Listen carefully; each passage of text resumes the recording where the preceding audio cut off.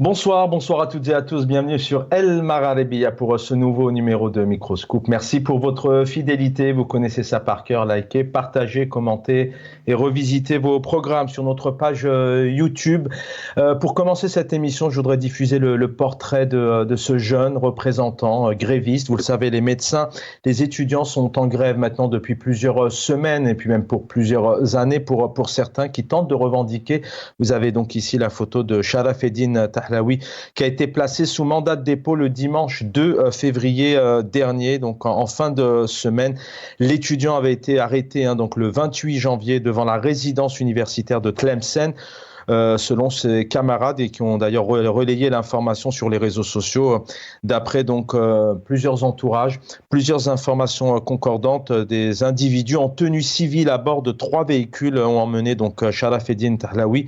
Sa famille est restée sans nouvelles de lui pendant plusieurs jours. Vous me direz rien de nouveau, des méthodes malheureusement coutumière en Algérie. On a vu le journaliste, notamment Abdel Wakil Blam, ou encore l'écrivain Boualem Sansal, qui a lui aussi disparu pendant plusieurs jours. Le 7 septembre dernier avait lieu les élections présidentielles.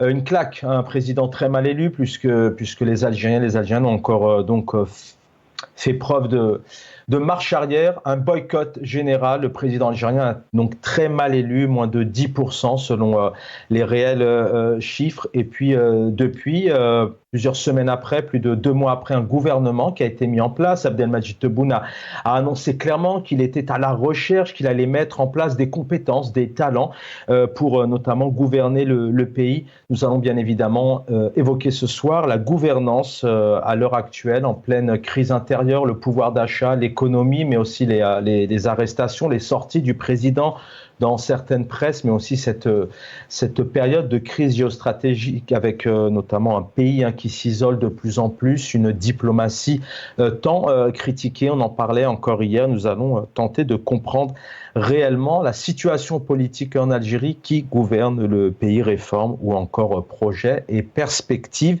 Des ministres qu'on entend très peu. Le Premier ministre Nadir Rabaoui qui a réuni donc un conseil des ministres hier. On écoutera quelques éléments. On a parlé des sujets ont été évoqués, importants d'ailleurs, l'investissement, les finances, la protection des femmes aussi, sujet très important, le sport, mais on se rend compte que sur le terrain, la réalité est loin de là, mais surtout que les Algériens qui ne connaissent pas leurs ministres, des ministres qu'on n'entend pas du tout dans les médias, il n'y a pas de débat, il n'y a pas de réaction. Un pays qui est quelque part un peu éteint, tout va dans le même sens, celui du président algérien. Encore il y a quelques heures, la revue Al Jich, donc, qui parle d'un pays unificateur, d'un président porte-parole de l'Afrique. Aucune réaction. Tout le monde est d'accord avec le même système, aucune voix discordante. Et puis en parlant de ses talents et de ses compétences, et puis aussi ces partis politiques qui ont pris aussi une vraie claque, puisqu'ils ont totalement été humiliés, ignorés, puisqu'ils n'ont pas intégré réellement le gouvernement, même pas du tout, à part peut-être pour deux, notamment du côté du RND et du FLN. Avec nous pour en parler, Kamel Mortefi, bonsoir, vous êtes au Canada, bienvenue à vous. Bonsoir Chaban, bonsoir à l'équipe El Magharibia, bonsoir à vos invités, bonsoir à celles et à ceux qui nous écoutent maintenant et merci pour l'invitation. Merci d'être présent ce soir. Omar Ait Mortal est avec nous en direct de Paris, militant politique. Omar Ait Mortal, bonsoir. Bonsoir Chaban, bonsoir à tes invités et aux spectateurs d'El Magharibia. Je vais commencer par vous, Omar Ait Mortal. On est en 2025, on est en Algérie, un pays continent, comme on le dit, avec toute cette richesse, l'ouverture des frontières aujourd'hui, tout se sait, tout se voit. D'un côté, on a le journal de l'ENTV qui annonce un pays plein de projets, de perspectives, un pays émergent avec sa jeunesse d'ailleurs, comme l'a annoncé hier la revue Al Jich. Un pays où tout va dans le même sens aussi, aucune critique, aucun débat. Abdelmadjid Tebboune n'est jamais remis en question. Certainement qu'il y a des belles choses de faites, mais il y a aussi des choses à revoir. Et puis ce gouvernement qui, je le rappelle, a été mis en place mi-novembre, 7 septembre, 15 novembre, un gouvernement où étaient annoncées plusieurs compétences. D'abord d'un point de vue général, comme ça, en 2-3 minutes, Omar Ait Mortar, comment est dirigée l'Algérie? Est-ce que c'est un État autoritaire, c'est une dictature, on a une certaine liberté? Est-ce que réellement les Algériens ont connaissance des personnes qui les gouvernent et les choses sont faites en toute démocratie?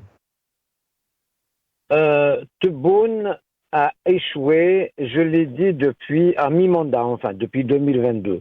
Tebboune n'a jamais pensé un jour qu'il serait président. Donc là, c'est l'extase, c'est le fantasme.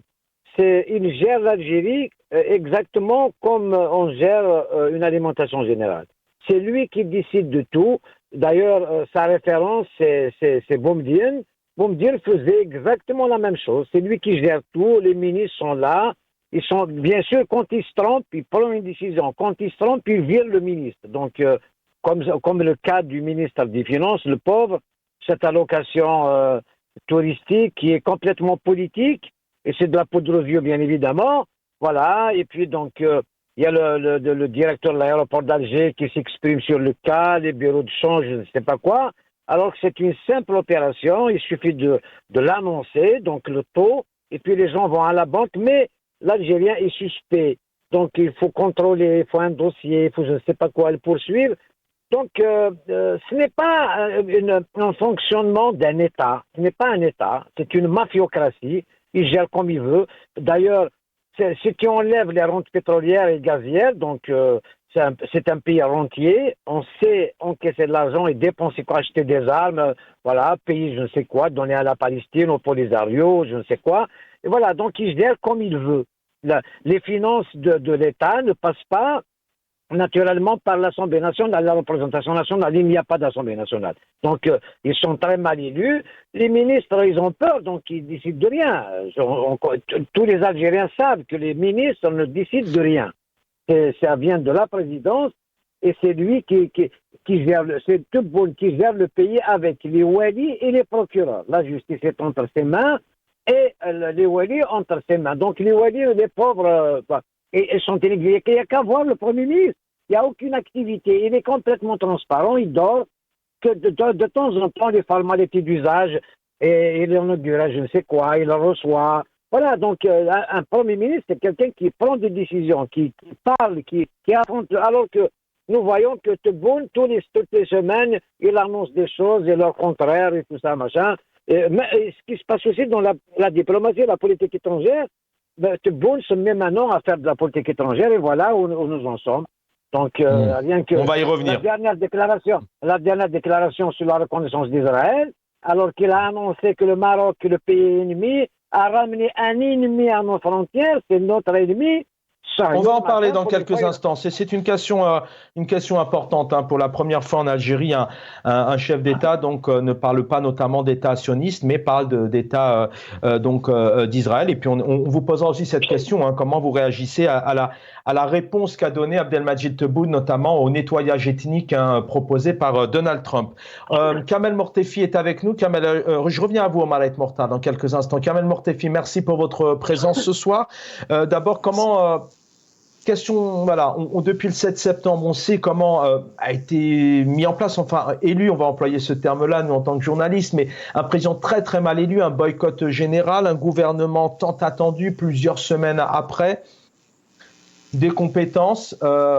Comment vous, d'abord d'un point de vue général, comment vous analysez, vous percevez ce système maintenant depuis le 7 septembre avec cette gouvernance dans une nouvelle Algérie et pays émergents tant annoncé par le JT de l'ENTV à 20h. Vous l'avez mentionné, vous avez résumé un peu la situation algérienne dans votre introduction et ce que je partage. Et puis, c'est ça les éléments que j'ai préparés pour caractériser un peu, donner les éléments qui caractérisent un peu la situation algérienne. L'Algérie est un pays dans le coma. Il est dans le coma sur tous les plans. On voit le système éducatif ne fonctionne pas. On voit le système d'enseignement supérieur ne fonctionne pas. On voit la santé ne fonctionne pas. L'économie, on ne peut pas dire elle patine parce qu'il n'existe pas. Il y a un marché qui est un souk. Donc on a un souk. Chacun essaie de vendre ce qu'il a sur les tablettes. Et nous avons tout. Si vous posez la question à tous les Algériens, ils vont vous dire ça va mal partout. Ça va mal partout. Pourquoi? Parce que nous avons un pouvoir frappé d'illégitimité, donc c'est un pouvoir illégitime. De fait, il est isolé donc, par le peuple et par ses compétences. Donc il y a absence de compétences dans les institutions de l'État capables de répondre, de gérer, de penser, de projeter l'Algérie dans tous les domaines vers l'avenir. Et tout ça a donné, couronné par une mauvaise gouvernance. Parce que c'est un pouvoir construit sur le clientélisme, c'est un pouvoir construit sur le bnamisme, c'est un pouvoir qui est partagé par des cercles occultes dans le sérail. Et quand on dit cercle occulte, chacun va nommer les siens à des postes de responsabilité, en commençant par des simples chefs de service dans les structures de l'État jusqu'au conseiller de la présidence. Donc tout ça va donner une mauvaise gouvernance. Et je ne vous dirai pas que ma conviction que l'État algérien, la gestion qui se fait actuellement, elle est d'apparence. Elle fonctionne selon les lois, mais lesquelles lois? Elle est soi-disant conforme à la Constitution, mais quelle Constitution? Donc à commencer par cette Constitution qui n'est pas reconnue par le peuple, laquelle qui a été fabriquée dans un sous-sol à Benaknoun. Et maintenant, on nous dit, il faut toujours, tout le monde respecte la Constitution, et tout le monde la respecte. Pourquoi? Parce que pour garder la stabilité de l'État. On dit, voilà, on a une Constitution, malgré que nous sommes tous contre cette Constitution, mais c'est ça qui démontre l'existence d'un État, on doit le respecter. Même les avocats de l'opposition parlent de la Constitution, même si, dans leur conviction, cette Constitution n'a aucune valeur. Et alors là, les lois qui en découlent de cette Constitution, ce sont des lois aussi qui violent même leur propre Constitution. C'est des lois organiques, préfabriquées au niveau de la présidence et au niveau du MDN pour faire fonctionner l'État et faire fonctionner leur fantasme aussi. Ils sont en train de réprimer le peuple au nom d'une loi qui est elle-même anticonstitutionnelle, donc contre la Constitution qu'eux-mêmes ont élaborée. Donc nous sommes dans un non-État. Maintenant, il y a certains nationalistes, c'est des nationaleux, je ne les appelle pas nationalistes, c'est des nationaleux, qui disent « Oui, mais comment vous pouvez dire qu'il n'y a pas d'État en Algérie ?» Oui, il y a une apparence d'État, il y a une police, on a des édifices, on a des gens qui travaillent, on a des gens qui sont payés. Mais est-ce que vous appelez ça l'État? Ce n'est pas l'État. C'est une mafia qui est au sommet de l'État. Et tout ça, ça met le pays dans un coma. Maintenant, on essaye de convaincre le peuple à travers des discours qu'on impose même à une presse soumise avec l'argent de la carotte et le bâton, donc l'argent de la NEP et la menace d'aller en prison. On leur dit de relayer le discours du pouvoir qui dit que tout va bien en Algérie et tout va bien et Dieu merci. Voilà comment on résume l'état de l'Algérie actuellement. Restez avec nous, Kamel Mortefi. On va évoquer bien évidemment quelques éléments et entrer aussi dans le détail de certains points qui concernent les Algériens. Alors hier, il était question de ce Conseil des ministres. Vous allez écouter ici donc les représentants évoquer un certain nombre de sujets dont je vous parlais tout à l'heure, notamment la protection des femmes ou encore le sport ou l'investissement.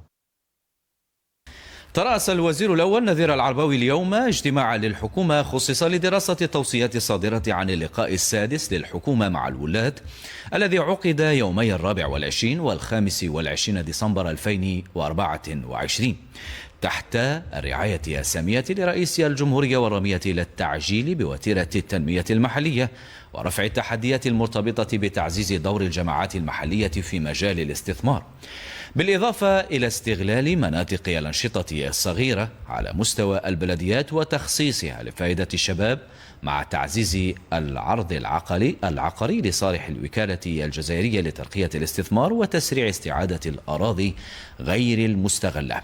الحكومة استمعت أيضا إلى عرض حول آليات التكفل بالنساء ضحايا العنف كما استمعت كذلك إلى عرض حول وضعية رياضاتها الجماعية ورياضة النخبة وآفاق تطويرها، حيث تم الوقوف على واقع الرياضات الجماعية في الجزائر وسبل ترقيتها وتطويرها.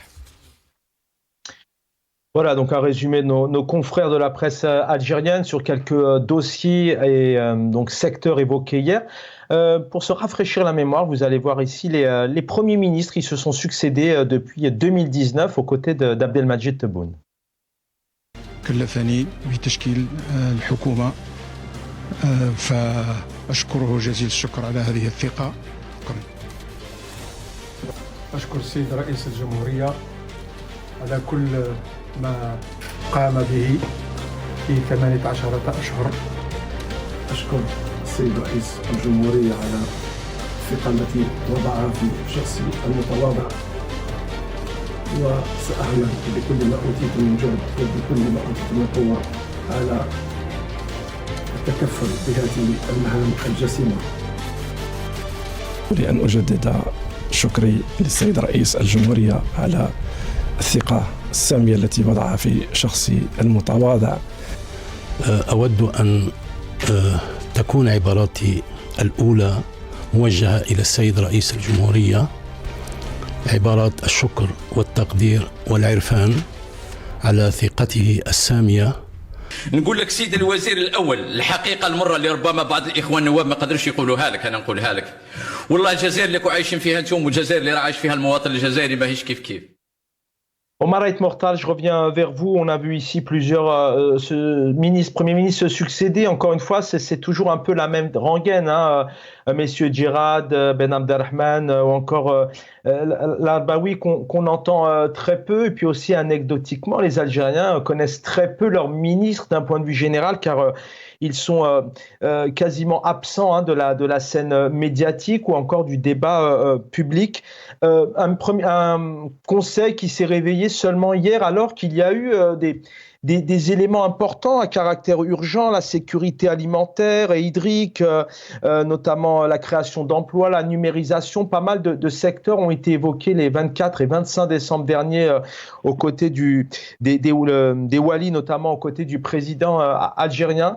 Un gouvernement qui se réveille un peu tardivement et avec des sujets assez urgents tout de même, sans compter les sujets qui sont aussi sur la table, notamment l'approvisionnement en eau, la situation des hôpitaux aussi, on en verra quelques images tout à l'heure.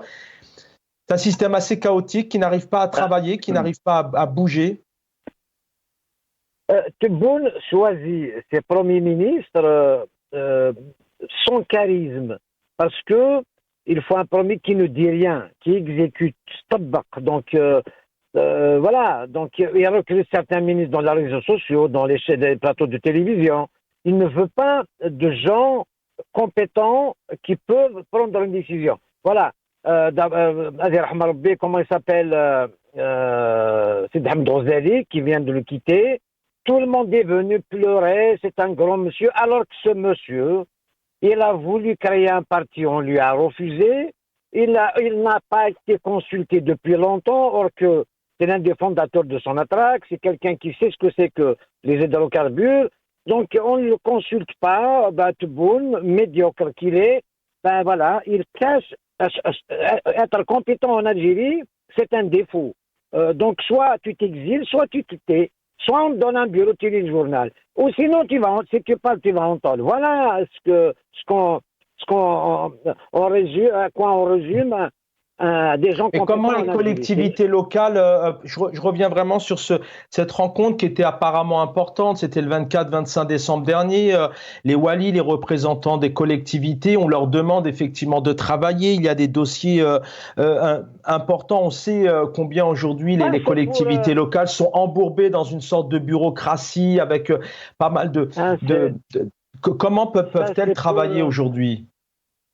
Ça, c'est pour la télé, c'est pour endormir le peuple. Voilà, on travaille, tout ça. Je vois ce conseil des ministres, pas mal de sujets intéressants. Ça, ils copient ça dans la presse étrangère, française notamment. Voilà ce que fait le gouvernement, on fait, c'est tout. Donc, Mais sur le terrain, en réalité, il n'y a rien. Le citoyen ne voit absolument rien.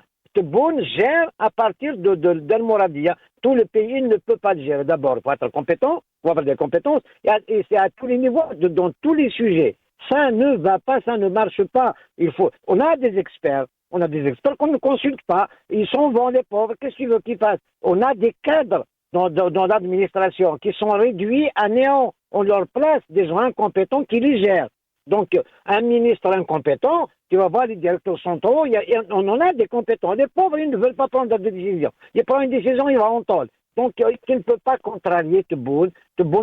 L'Algérie a besoin de notre politique à tous les niveaux, et notamment en politique étrangère, parce que à l'intérieur, nous sommes un pays rentier, on a des recettes pétrolières et gazières, on dépense comme on veut. Le problème est là en Algérie. Alors, le danger, comme nous ne voulons pas, Tebboune ne veut pas une solution interne, elle viendra de l'extérieur. Mais vous évoquez souvent le nom, on va retrouver Kamel Mortefi dans un instant, mais Omar Ait Mortal, vous évoquez souvent le nom effectivement du président actuel, il est là, il est en place pour 5 ans, mais est-ce que réellement, vous venez de faire allusion à paix à son âme, à l'ancien ministre qui est décédé, Sorzali, mais en fait le problème apparemment c'est quoi? C'est le système, c'est ça, c'est que de décennie en décennie, c'est toujours la même rengaine, c'est un numéro un, on est tous derrière le chef d'État et personne ne peut bouger. On n'a pas construit un État, on a construit une mafiocratie avec un appareil répressif très performant pour ça, et pour ça ils sont très performants, et nous avons une armée, nous sommes en train de l'abîmer. L'armée algérienne devient l'armée où parle Garmet Bonouera, ou je ne sais pas quoi, des informations qui sortent de la cuisine, des services. Nous avons l'APS qui devient de Saïd Ben Sdiara, parle au nom du Premier ministre, au nom de l'APS. Donc on n'a pas construit un État. Il est temps de penser à construire un État, de respecter tout le monde. Et il faut corriger l'histoire aussi, parce que pour me dire qu'il est la référence de Tebboune, il a fait un coup d'État, il l'a appelé Tashih Tawra. Il a corrigé la révolution à laquelle il n'a pas participé d'ailleurs. Aujourd'hui, il est grand temps de dire, voilà, on s'est trompé, on va construire un État avec tous les peuples d'Algérie, tout le monde sera respecté. Voilà ce qu'il faut faire. Donc, on ne peut pas... Restez avec nous. Là, nous sommes dans un danger imminent. Le pays on s'est trompé. Retient son souffle à une déclaration de Trump. Et Trump va parler. Donc après, je vois les décisions prises par Tebboune ces derniers temps au sujet du Maroc, au sujet d'Israël. Ça ne suffit pas. On a affaire à quelqu'un qui veut changer le monde. Donc la solution viendra de l'extérieur. Je reviens à vous, Omar Ait Mortal. Vous dites effectivement, faut changer les choses, mais certainement d'abord ouvrir. On va parler des libertés dans un instant pour pouvoir changer. Effectivement, il faut aussi ouvrir les libertés et l'expression.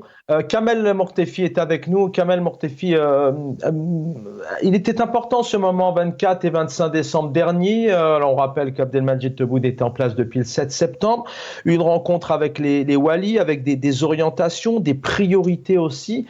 Aujourd'hui, un gouvernement aussi qui s'est attelé à revenir sur ces recommandations du chef de l'État. Mais entre le discours politique et la pratique, il y a deux mondes.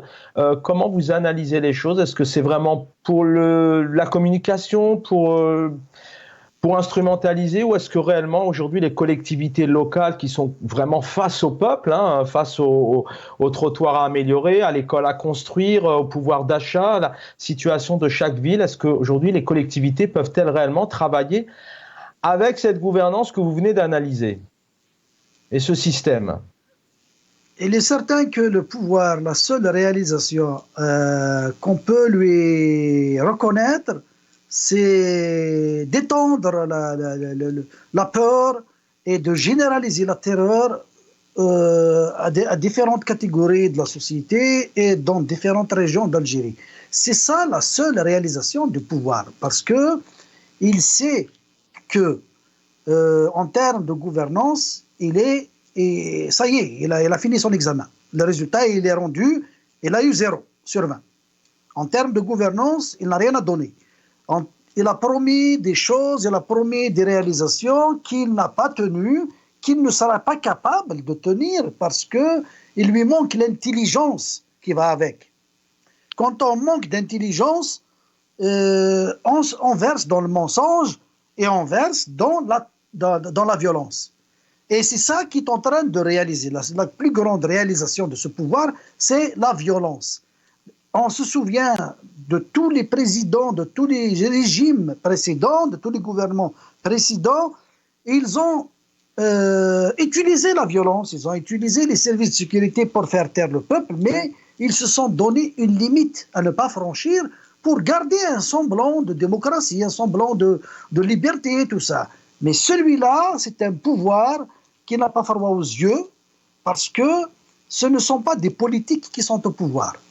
Vous avez un président ignare qui gouverne par fantasme, qui gouverne dans sa tour d'ivoire sans connaître réellement ce qui se passe dans la société. C'est un président qui se lève à 11h, il arrive à la présidence à 11h du matin, il quitte à 14h pour faire sa sieste et se réveiller pour les orgies de la nuit. Donc automatiquement, quand on lui rappelle qu'il a une conférence de presse ou une déclaration devant la presse, on le voit débiter des catastrophes. Mais est-ce que ce président, il est ignare? Parce que, effectivement, ça me semble important aussi comme élément, car je le disais, on est en 2025, on a des médias algériens aussi qui communiquent énormément. Il y a d'autres qui diront, mais voilà, les choses ont eu lieu, des élections ont eu lieu, le président, les gens ont voté. Il y a comme vous le dites, alors, des conférences de presse, malheureusement, les Algériens n'ont pas le plaisir de voir leur président en direct, mais il y a aussi l'autre côté du versant. Et puis d'un autre côté, est-ce que ce président, il est réellement ignare ou est-ce qu'il n'est pas embourbé aussi dans un système? Est-ce qu'il n'est pas menotté aussi quelque part à ne pas pouvoir bouger, à ne pas pouvoir faire réellement comme il souhaiterait faire? Car aujourd'hui, tout est fermé, les vrais partis politiques ne peuvent pas s'exprimer. À l'Assemblée nationale, on ne réagit pas sur les problèmes de diplomatie, sur les sorties du président, sur les problèmes géostratégiques, mais aussi sur les situations que vivent les Algériens. Soit il est ignare, soit il est fou. Dans les deux cas, il ne mérite pas d'être président. Parce que quand on est ignare, on ignore, on est imbécile heureux. On est heureux dans notre imbécilité. On voit les choses, mais c'est des choses qui ne nous interpellent pas à réagir de manière urgente, à ne pas évaluer l'urgence devant des situations catastrophiques comme celle vive l'Algérie. Donc, que ce soit c'est de l'ignorance ou bien c'est de la folie. Parce que la situation algérienne actuellement, telle qu'il est vécu à l'intérieur, elle émet des signaux d'alarme en rouge. Elle appelle à des réactions en urgence pour sauver ce peuple. C'est pas moi juste qui le dis, ce sont des experts en économie, des experts dans tous les domaines qui voient ces voyants rouges qui clignotent partout sur le territoire national. En plus de ça, la faiblesse intérieure rajoutée à la faiblesse sur le plan diplomatique, c'est plus que urgent pour un président de se réveiller et d'engager des réformes, d'impliquer le peuple et ses élites dans la sauvegarde de ce pays, parce qu'il s'agit de sauvegarde. Mais comment il peut se réveiller, ce président, quand on a des images? À chaque fois que le président algérien intervient, on a une sorte de suprématie derrière où il y a des applaudissements. Dernièrement, il intervenait au niveau des deux chambres, le Conseil de la Nation et l'Assemblée. Tout le monde se lève, tout le monde applaudit. On est là à idolâtrer un personnage. Comment peut-il, lui, peut-être changer les choses? Est-ce que réellement, il n'y aurait pas ouvrir le champ médiatique, politique, redonner la parole? C'est ça qui ferait, parce qu'on a ce lien de subordination où tous les élus, peu importe les partis, sont là à regarder le président algérien comme si c'était le messie à ne rien dire, comme si on se retrouvait dans une certaine période du temps de l'ancienne URSS, par exemple. Un président, dans cette conjoncture, ce n'est pas un président qui doit travailler 3 heures par jour. L'Algérie a besoin d'un président qui va travailler 14 heures par jour. 14 heures par jour, ça veut dire un président qui doit être méfiant d'abord envers ses propres conseillers, parce qu'il est entouré de vautours soit il lui donne des messages faux, il est mal informé de ce qui se passe dans le pays, et ça se voit dans ses déclarations, quand il fait des déclarations qui ne collent pas à la réalité, dont les chiffres ne sont pas réels, qui révèlent un mensonge. C'est pas juste réel et rationnel. Je ne suis pas fou. Donc un président qui est soucieux de son image et de l'image du pays, il doit diversifier les sources d'information et faire des recoupements s'il n'est pas capable de sortir sur le terrain parce qu'il a peur. Très bien, restez avec nous alors.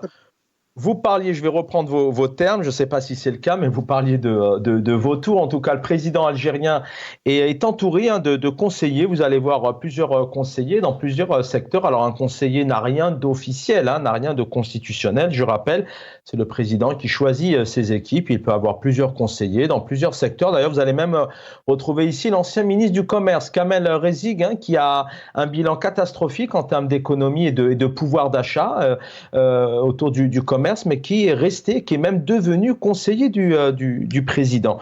On regarde ces portraits.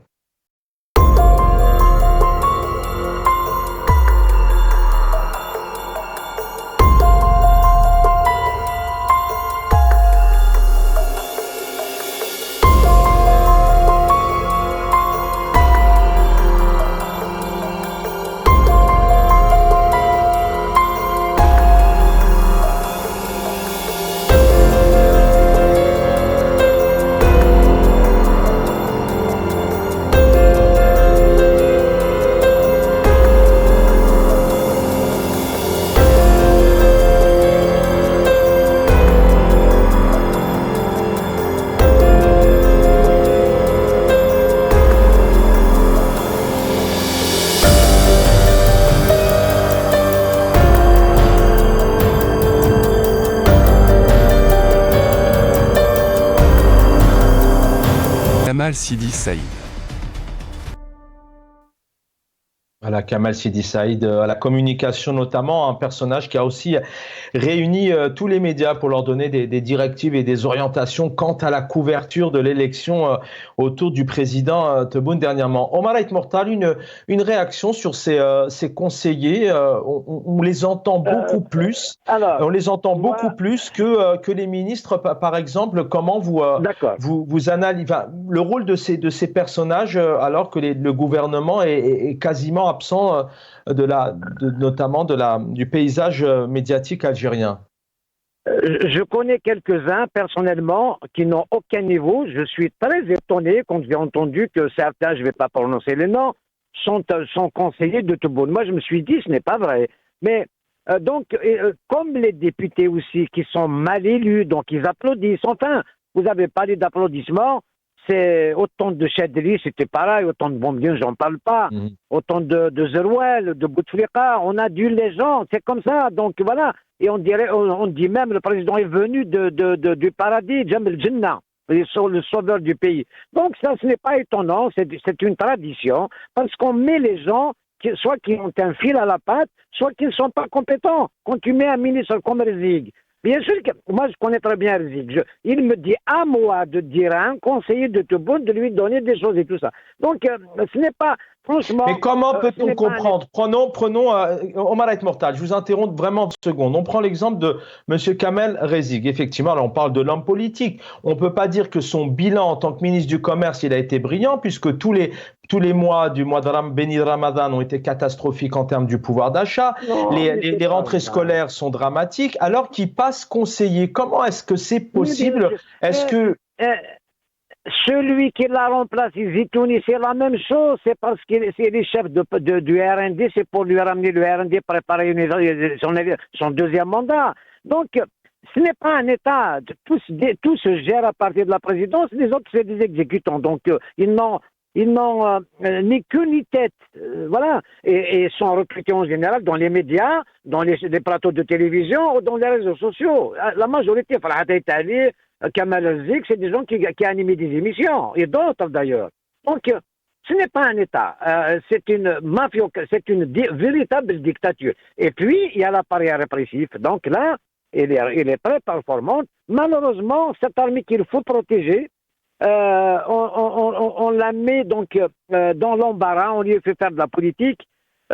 C'est triste pour l'Algérie et on risque gros. Là, on arrive à un point de non-retour, c'est-à-dire une petite phrase de Trump, le pays ne sera plus ce qu'il est. Donc les gens vont commencer à désobéir, à sortir donc ce qu'ils ont dans le ventre, parce que rien ne va, à part les recettes pétrolières, rien ne va. On ne se projette pas dans l'avenir, on ne gère pas un pays avec des déclarations. Il faut des actes. Les gens, je ne vois pas pourquoi les jeunes se sauvent du pays. Je ne sais pas pourquoi l'Algérie est la première nationalité à arriver dans les barques de fortune en Espagne. Je ne sais pas pourquoi les Haragas sont partis en Europe. On dit que c'est bien. Non, mais je ne sais pas pourquoi. Plus de 1500 ex-ministres et députés algériens depuis l'indépendance, depuis 62 sont tous installés en France, au Canada. Ils sont encore payés là-bas. Donc Tebboune ne le sait pas. Il le sait très bien, bien évidemment. Je pense que Tebboune a un fil à la patte aujourd'hui, parce qu'avec l'arrivée de la banque turque, la sulfureuse, je pense que la Turquie, Tebboune a un fil à la patte. Il est pris en otage par la Turquie et par donc les conseillers comme Bolen, qui est turc, comme vous le savez.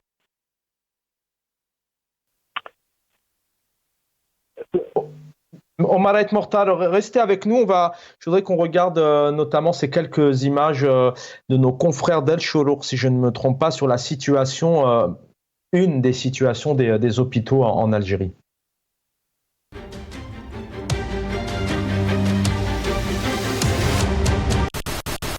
أربعة مستشفيات بكل من غريس وتغنيف والمحمدية ومعسكر انتهت مدة صلاحية بناياتها ولم تعد قادرة على الصمود أكثر، اعتبارا من أنها شيدت سنة 84 بالبناء الجاهز على أساس مدة صلاحية لا تزيد عن 20 عاما.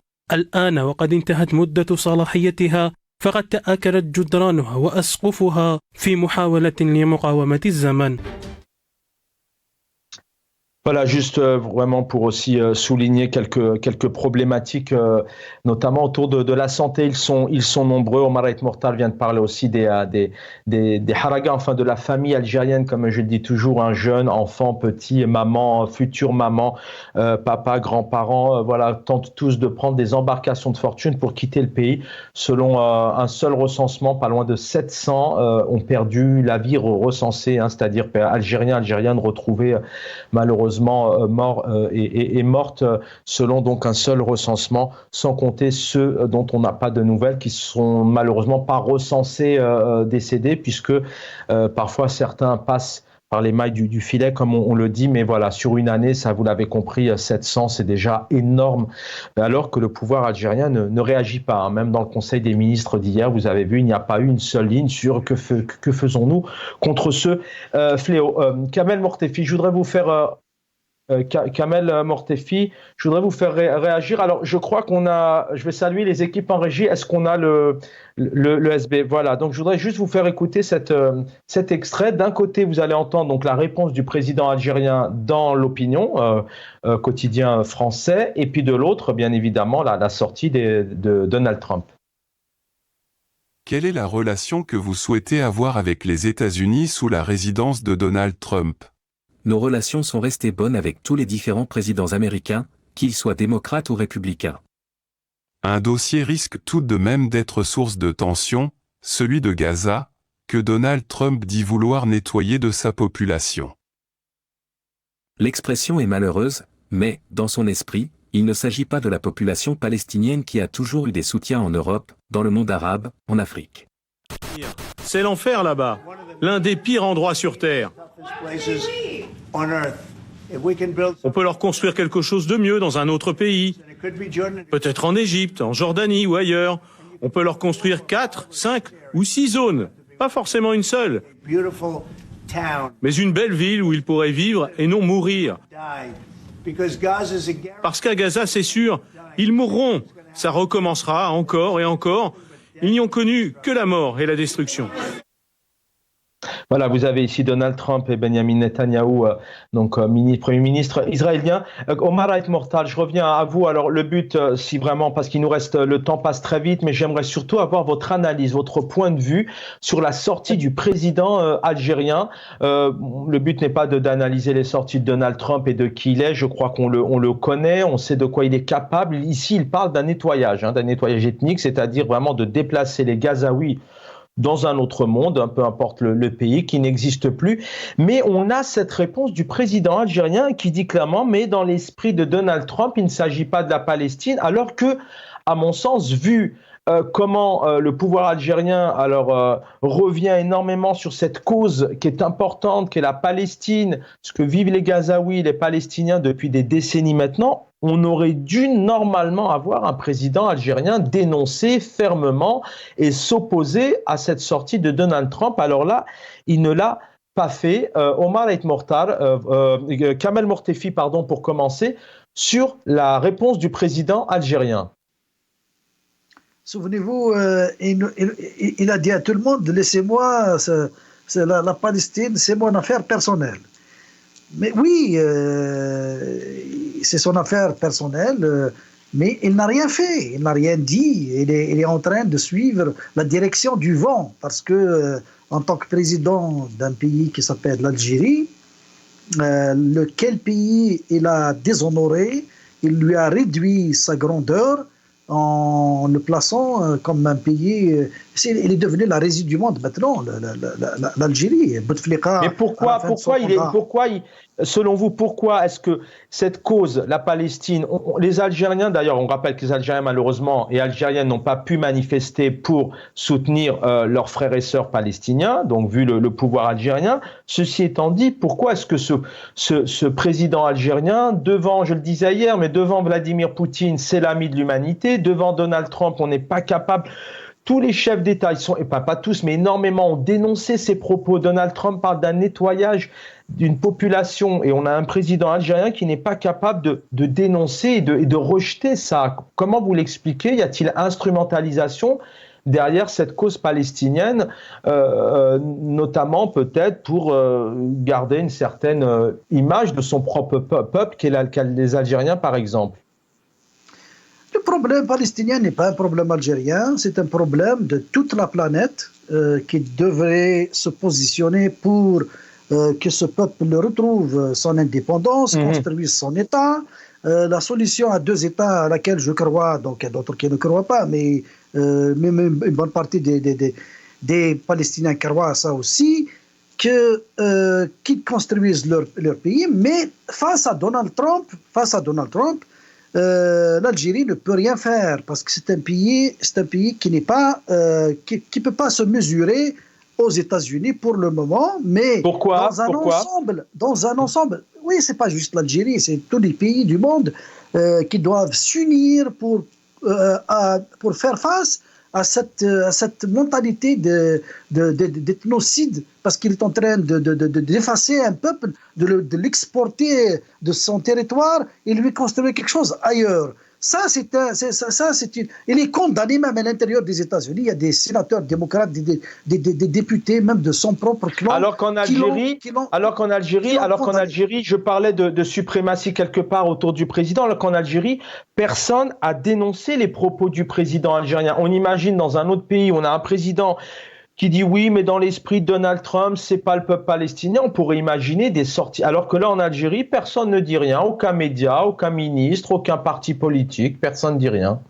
Ça s'appelle la peur. Ça s'appelle la fragilité. Ça s'appelle le manque de courage. Ça s'appelle tout ça. Regardez ce que Donald Trump a fait au Canada. Ici, au Canada, nous avons vécu 48 heures d'instabilité où il voulait imposer 25% de tarifs douaniers à tout ce qui s'exporte du Canada vers les États-Unis. Mais si vous avez suivi le mouvement derrière le gouvernement fédéral, toutes les provinces, le peuple qui croit à la démocratie, qui a voté pour ce gouvernement, et Donald Trump, il a reculé.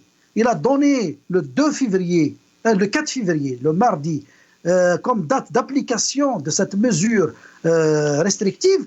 Eh bien, une fois qu'il a vu la mobilisation et les menaces brandées par le Canada, Donald Trump, qu'est-ce qu'il s'est fait? Et il a carrément annulé.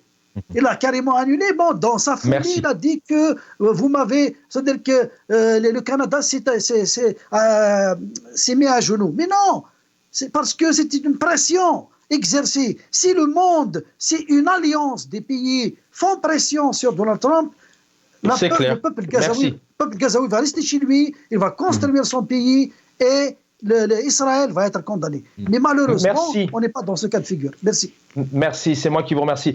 Omar Ait Mortar, vraiment, encore une fois, sur la position du pouvoir, la position du président algérien. Le temps passe, je sais que vous avez tant de choses aussi à nous dire autour de la politique de Donald Trump, mais sur le président algérien, non seulement il fait une telle sortie, et en plus de ça, à l'intérieur du pays, personne ne dit rien, pas de cri au scandale, pas d'émission de télé, pas de députés, pas d'opposants, en tout cas autour du pouvoir, bien évidemment. Comment vous analysez cette sortie? Est-ce que la cause palestinienne est-elle instrumentalisée? Parce que le pouvoir en parle énormément au peuple, hein, limite, on bassine le peuple, on en fait beaucoup. Comment vous analysez le président algérien sur cette réponse qu'il a donnée à l'opinion?